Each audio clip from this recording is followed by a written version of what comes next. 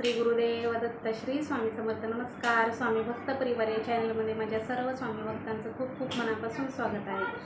तुमचा दिवस खूप छान असा, आनंदाचा, सुखसमाधानाचा आणि आरोग्यदायी जाऊ दे हीच आपल्या स्वामींच्या चरणी प्रार्थना करते व आपल्या बाप्पाच्या चरणी प्रार्थना करते आणि आजच्या आपल्या व्हिडिओला सुरुवात करते. तर बघा, आज आहे संकष्टी चतुर्थी आणि तुम्हा सर्वांना संकष्टी चतुर्थीच्या खूप खूप शुभेच्छा. तर बघा, आपली गणपती बाप्पाची किंवा आपली नित्य देवपूजा सर्व काही झालेलं आहे. तर आजची नित्य देवपूजा पूर्ण व्हिडिओ शेवटपर्यंत पहा आणि अगदी साध्या सिंपल पद्धतीने माझी देवपूजा आहे. तर आजचा व्हिडिओ शेवटपर्यंत न स्किप करता पहा आणि आवडल्यास लाईक करा, इतरांसोबत शेअर करा आणि असेच आपले नवनवीन व्हिडिओ पाहण्यासाठी स्वामी भक्त परिवार या चॅनलवरती कंटिन्यू राहा. चला तर आपल्या व्हिडिओला सुरुवात करूया.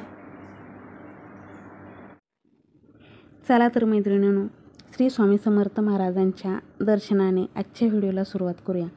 तर बघा, इकडे स्वामींची छान अशी सकाळची नित्यपूजा झालेली आहे. तसाही आज गुरुवार आहे, त्याच्यामुळे आज खूप लवकर पूजा केली. तर पूजा खूप सुंदर अशी सकाळी लवकर पूजा केली. दिवससुद्धा खूप छान जातो आणि आरतीसुद्धा सकाळी लगेच मी करून घेते, कारण त्याच्यानंतर दिवसाची सुरुवात अगदी खूप छान अशी सुंदर होते. तर बघा, इकडे आरतीसुद्धा लगेच करून घेतलेली आहे. तसंही आज गुरुवार आहे आणि संकष्टी चतुर्थीसुद्धा आहे. तर बघा, संकष्टी चतुर्थीचा मी खूप छान असा सुंदर असा उपाय घेऊन आलेले आहे तुमच्यासाठी.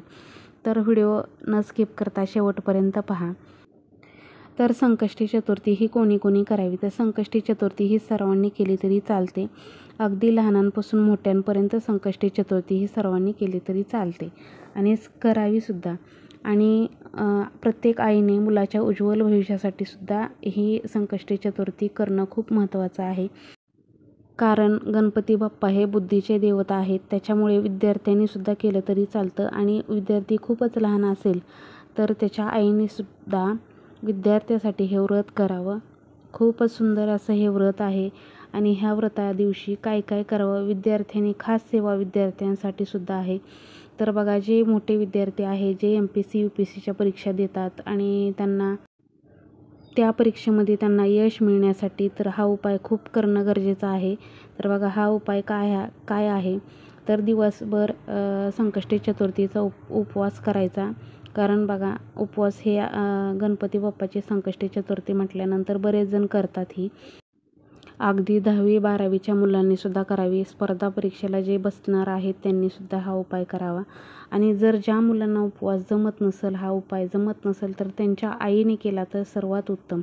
तर बघा, उपाय काय करायचा आहे, संकष्टी चतुर्थी दिवशी दिवसभर उपवास करायचा आहे आणि संध्याकाळी आपण गणपती बाप्पाची पूजा आरती करत असतो, तर त्या टायमिंगला हा उपाय करायचा आहे.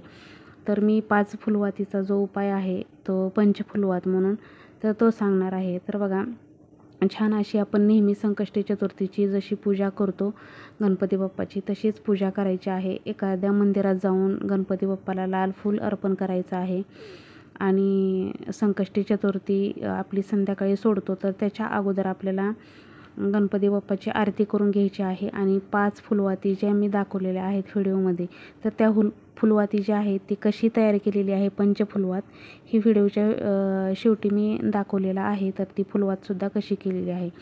तर बघा, आपली पूजा आरती वगैरे करायच्या अगोदर ती फुलवात आपल्याला लावायची आहे आणि त्याच्यामध्ये शुद्ध गाईचं तूप घालायचं आहे. तर बघा, आणि अशा प्रकारे त्या फुलवातीचा उपाय करायचा आहे. उपाय म्हणजे अशा तुम्ही 21 संकष्टी चतुर्थी करू शकता, 11 करू शकता, संकल्पयुक्त जर तुम्हाला करायचे असतील तर असे उपाय असतात. किंवा तुम्ही नेहमी जोपर्यंत तुम्हाला यश येत नाही तोपर्यंत तुम्ही हा उपाय केला तरी चालेल. तर बघा, ज्या नोकरीच्या संदर्भात जे विद्यार्थी खूप धडपड करत आहेत त्यांना नोकरीसाठी, तर त्यांच्यासाठी सुद्धा हे महत्त्वाचं आहे. तर बघा, हे 5 फुलवाती जे आहे ते आपण दिवसभर संकष्टी चतुर्थीचा उपवास करायचा, गणपती बाप्पाची संध्याकाळी पूजा आरती सर्व काही करायचं.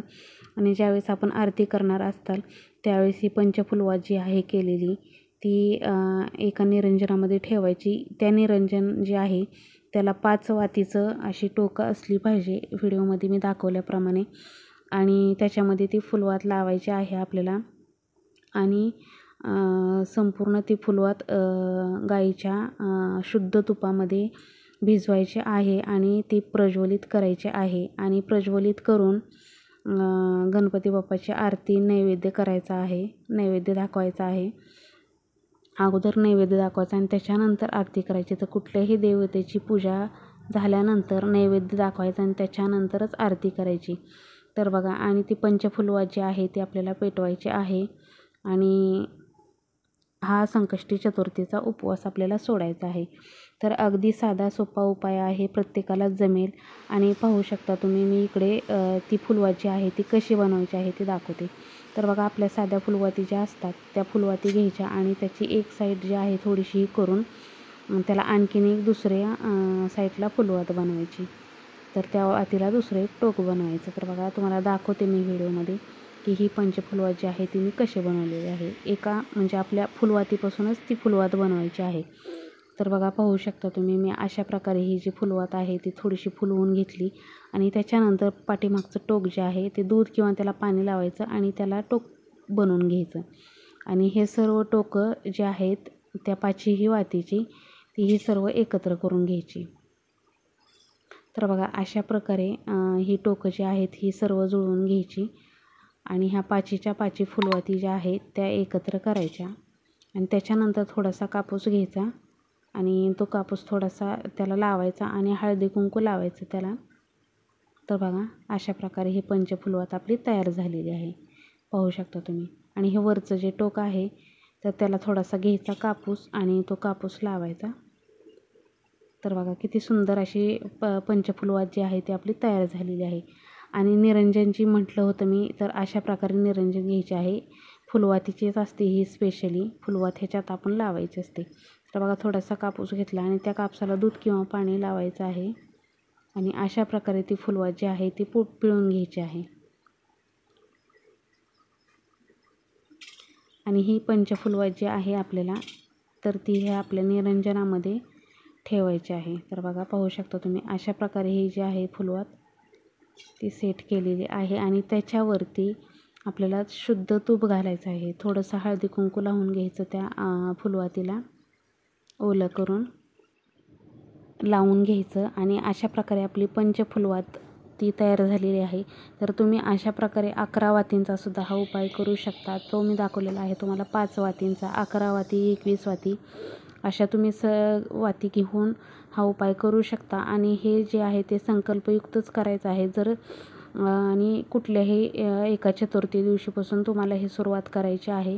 आणि मंगळवारची अंगारकी चतुर्थी असते त्या चतुर्थीपासून सुरुवात केली तरीसुद्धा चालेल, पण संकल्पयुक्त करायचे आहे. संकल्प करायचा की मी ह्या परीक्षेत किंवा ह्यासाठी नोकरीसाठी कुठल्या ह्याच्यासाठी करत आहे ते बोलायचं आणि हा उपाय करायचा आणि तेवढ्या चतुर्थी तुम्ही करायच्या. तर अशा प्रकारे संकष्टी चतुर्थीचा हा उपाय तुम्हाला पंचफुलवातीचा कसा वाटला हे नक्की मला कमेंटमध्ये सांगायला विसरू नका मैत्रिणींनो. आणि जर व्हिडिओ थोडा जरी आवडला असेल तर व्हिडिओला लाईक जरूर करा आणि इतरांसोबत आपला व्हिडिओ शेअर करा. आणि असेच आपले नवनवीन व्हिडिओ पाहण्यासाठी स्वामी भक्त परिवार या चॅनलवरती कंटिन्यू राहा. चला तर, श्री स्वामी समर्थ.